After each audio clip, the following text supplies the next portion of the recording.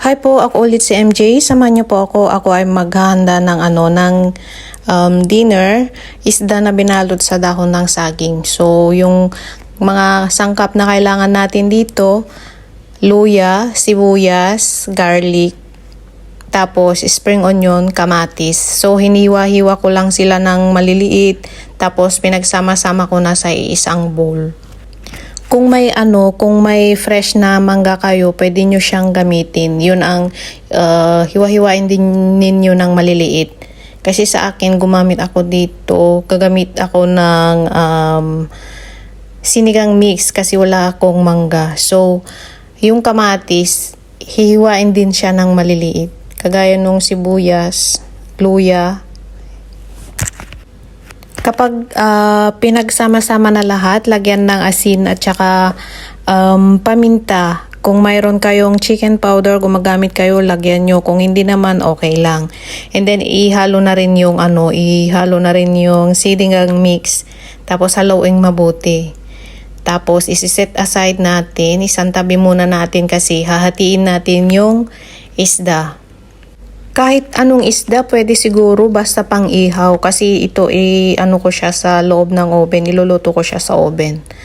Ang tigas nung buto ng isda, yung nasa bandang malapit sa may batok. Matigas siya.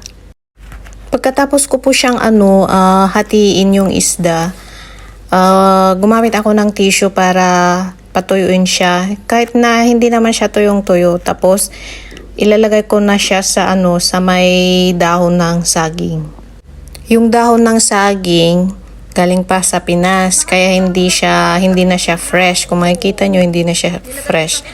Kasi nilagay ko siya sa freezer. And so ngayon, ilagay na natin yung isda, paibabaw natin yung isda sa dahon, tapos ilalagay na rin natin yung ang ginawa nating palaman niya. Bago ko pala nilagay yung isda, ay yung palaman ng isda, nilagyan ko muna ng asin at paminta yung isda, loob at labas para manuot yung lasa ng asin at saka nung paminta para matanggal yung lansa nung isda. So, madali lang siyang ihanda. Itong klase ng ulam na to, gustong-gusto ng amo kong lalaki. Palagi niyang tinatanong na Thailand style, sabi niya ganun. Pero ang totoo niyan, syempre, Pilipino, pinapaulam ko siya ng ganyan. Siya lang yung nakaka-appreciate na mga ginagawa ko, na mga ulam na mga ganyan. Gustong-gusto niya kasi yung mga isda na ganyan, yung medyo maasim-asim, ganyan. Yung steam na gagamit ka rin ng lemon, ganyan. Mas maganda sana sa uling siya lutuin, kaso tinamad ako kaya dito na lang sa oven, mas madali. Gustong-gusto ni amo yung mga ganito na ulam eh. Thank you for watching.